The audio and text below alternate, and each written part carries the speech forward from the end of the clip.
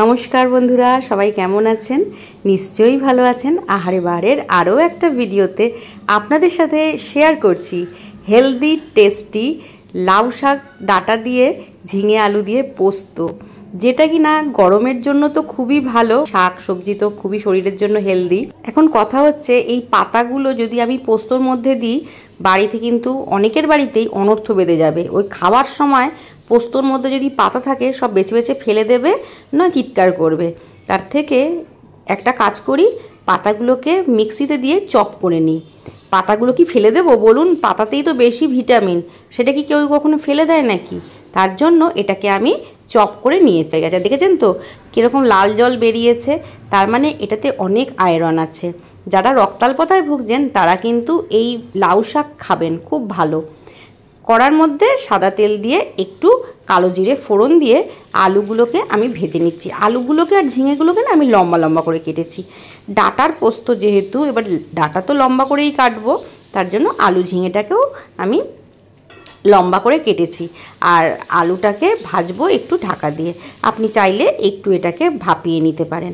একটু আলুটাকে বেশ নাড়াচাড়া যেই করে নিলাম, একটু ভাজা হয়ে গেছে, তখন আমি ঝিঙেটা দিয়ে একটু নাড়াচাড়া করছি, কারণ ঝিঙে দিতে প্রচুর জল বেরোয়।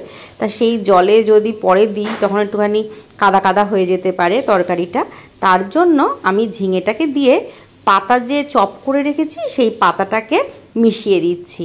এই পাতাটা যখন রান্না হয়ে যাবে না, তখন কেউ বুঝতেই পারবে না যে লাউ শাকের যে পাতাগুলো এই তরকারিটার মধ্যেই রয়েছে। সবাই ভাববে পাতাটাকে আমি সরিয়ে দিয়েছি।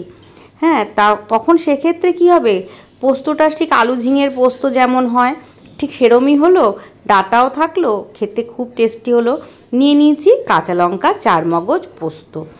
4 মগজ আর পোস্তটা একটু বেশি করে নিয়েছি, কারণ যেহেতু এটা অনেকটা সবজি আছে, আর একটু পোস্তটা বেশি পরিমাণে পড়লে এটা খেতে অনেক বেশি টেস্টি হয়।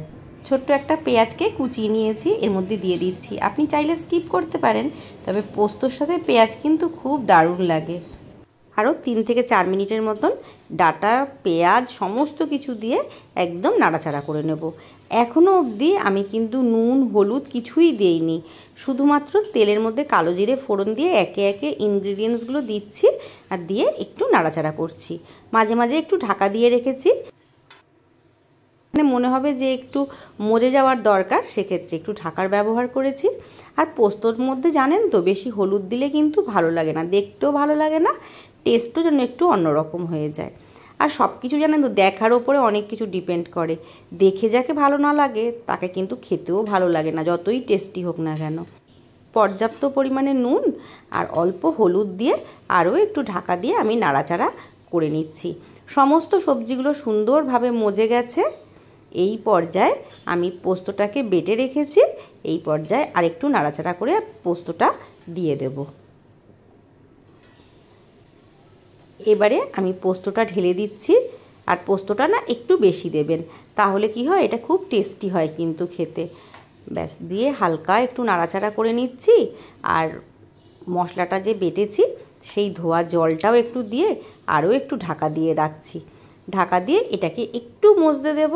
দেখুন সমস্ত সবজির সাথে একদম পোস্তটা বেশ সুন্দর মিশে গেছে, আর কি সুন্দর একটা প্রায় মন্ডের মতন হয়ে এসেছে। এরপরে আমি এখানে একটু মিষ্টি দিচ্ছি। একটু ডাঁটার মধ্যে একটু চিনি না দিলে একটু পানসে লাগবে। ওপর দিয়ে একটু বেশি করে সর্ষের তেল ছড়িয়ে দিয়েছি। ব্যাস, রেডি হয়ে গেল আমার পোস্ত। আজ তবে এই পর্যন্তই। সবাই ভালো থাকবেন, সুস্থ থাকবেন, সাবধানে থাকবেন, গরমে বেশি বেশি করে জল খাবেন। দেখা হবে নতুন ভিডিও নতুন রেসিপির সাথে। ততক্ষণ ভালো খান, সুস্থ থাকুন, শুভ চিন্তা করুন। নমস্কার, ধন্যবাদ।